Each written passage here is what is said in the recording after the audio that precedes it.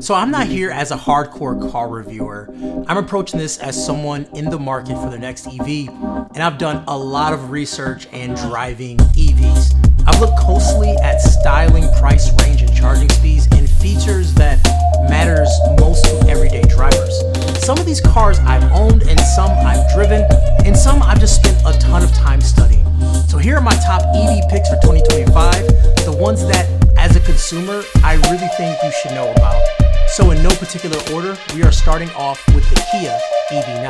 The Kia EV9 is Kia's bold move into the three-row EV SUV space, and I think the design turns heads.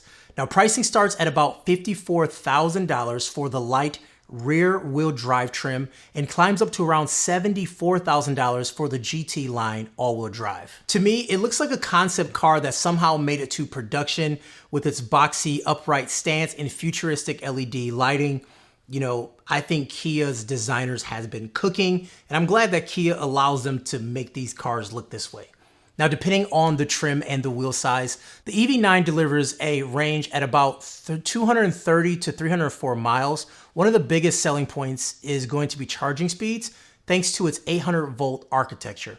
The EV9 can go from 10% to 80% in about 24 minutes on a 350 kilowatt fast charger.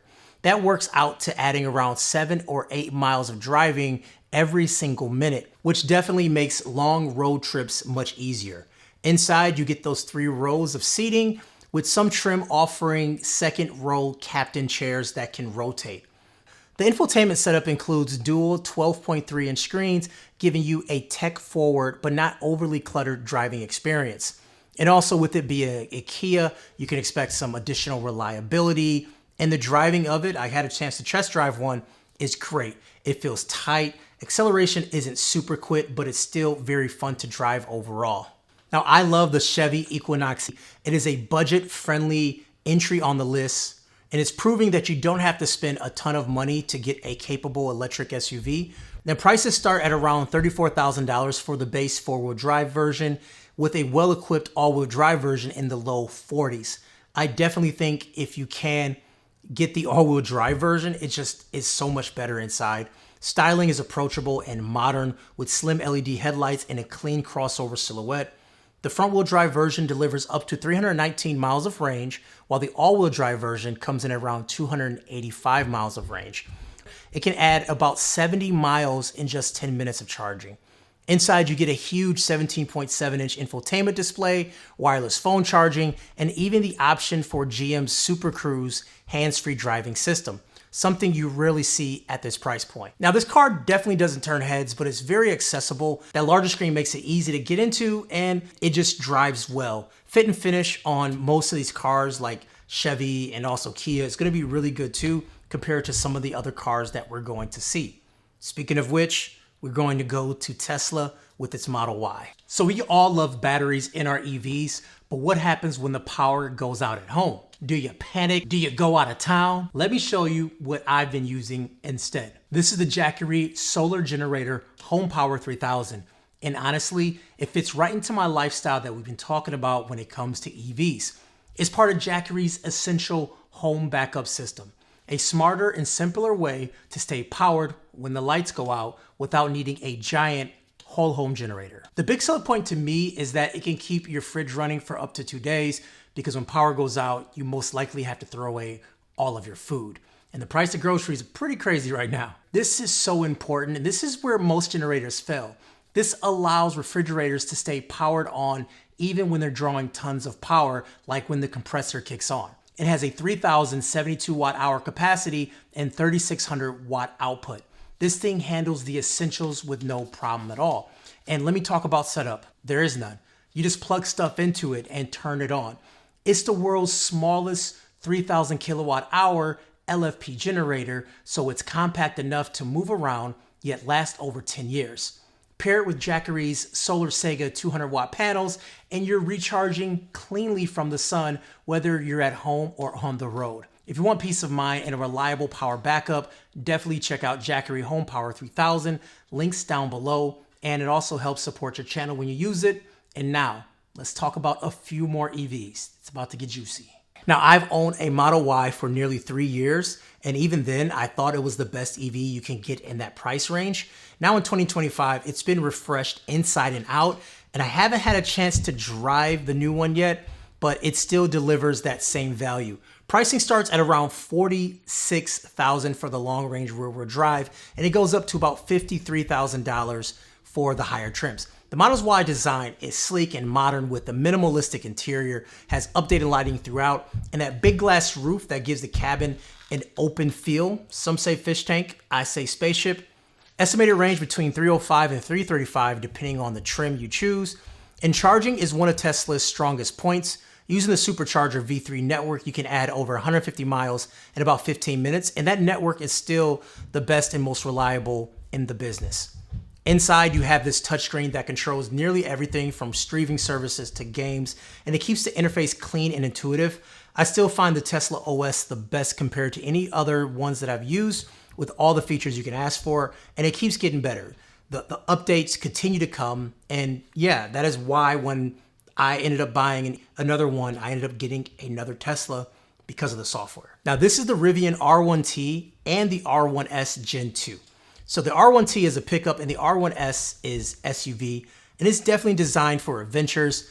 You know, it's blending this rugged capabilities with premium quality. Pricing does start at around $71,000 for the base R1T, but with the larger battery packs and premium options, I mean, these can easily push past $100,000, which is a tough pill to swallow for many people, including myself. Now, another thing that Rivian people always see Rivians in the very front. It has a signature LED stadium headlights, and it's a design that feels modern and purposely built for outdoor life.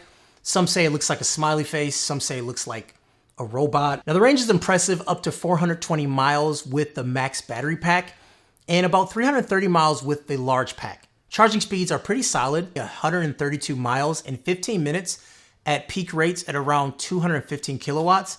Now, both models are packed with a ton of different features. The R1T has the gear tunnel for extra storage where you can just slide something big into it. And then the R1S offers flexible cargo space. Both deliver seriously on off-road performance, and the interiors are fitted with Google-based infotainment system, premium audio, high-end materials, and it makes them feel very nice on the inside, but they are capable of doing outdoorsy stuff too. I love Rivians, and honestly, if I could afford one, I would grab an R1S, but pricing-wise, at over $100K for the one I want, it's tough to justify it. The Cadillac LYRIQ is Cadillac's answer to mid-size luxury EV crossover. Pricing starts at just under $60,000 and then can climb to the mid-70s for all-wheel drive with more features. I know someone who owns a LYRIQ, and I've spent time behind the wheel. It drives smoothly and it has the signature Cadillac comfort. Also, he leased it and he's paying around $450 a month, which isn't bad for this car. Styling is elegant and futuristic with sharp LED accents, a floating roofline, and a bold grille design that's all Cadillac. You get about 300 to 326 miles depending on the drivetrain, and DC fast charging gets 76 miles in just 10 minutes. Inside, the curved 33-inch LED display stretches across the dash, giving it a concept car look. And Cadillac's Super Cruise hand-free driving system makes long road trips even more relaxing. It has AKG premium audio, and it just rounds out the luxury experience overall. I do like the LYRIQ a lot. I do see a lot of them on the road around where I live, and it rides like a Cadillac. It's super smooth, and once again, it's not super exhilarating to drive, but it's just a very smooth driving experience. Now, the next one is the Mustang Mach-E. Now, this one has been out a little bit longer. Definitely some controversy around it being called a Mustang, but overall, it's just a great car. It does have Ford's Blue Cruise built in, which I think is a little bit behind Super Cruise in my opinion after using both for a while.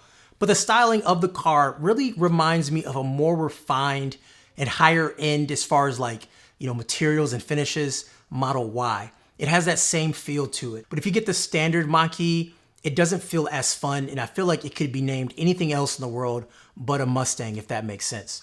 But beyond that, it does handle very well. There's a lot of different driving modes built into it, and it does feel like a driver's first car. The infotainment system is okay. I think GM does it a little bit better, and Rivian and Tesla as well, but you do have a decent infotainment system. And you do have a nice blend between the screen buttons and the actual tactile buttons too. Now, as far as charging, you're gonna see something very similar to what we're saying, over 300 miles of range, and also the fast charging system. Regardless, the Mach-E is a great SUV for someone who wants to stay in the Ford ecosystem. But honestly, if you're looking at price, I would pick a Model Y, or I would pick a LYRIQ over this as well. Now, I think I'd be remiss not to talk about the reality of charging when you have an EV. As I've been driving EVs for 8 years full time, there are some things you need to talk about. So you've heard some impressive numbers today, the actual charging speeds. All those numbers are real, but they depend on two things: your car's maximum charging speeds and the charger's output.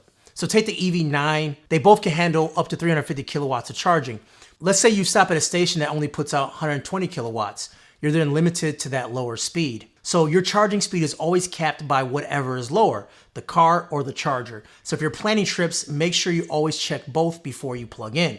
And also, if you don't have a charger at home, having an EV is very annoying, and it's the biggest pain point for a lot of people who get an EV and don't like it. An Uber driver will pick me up in an EV, and I'll ask them, do they have charging at home? And if they say yes, they are enjoying it. If they say no, they are extremely unhappy. So make sure you have charging at home as well. I mean, I think that goes without saying, but many people are buying EVs without having proper charging at home, and it's a horrible experience, and it's super expensive unless you can charge at home or work. Anyways, guys, that was my list. I hope you enjoyed. Kevin the Tech Ninja. Take care, guys.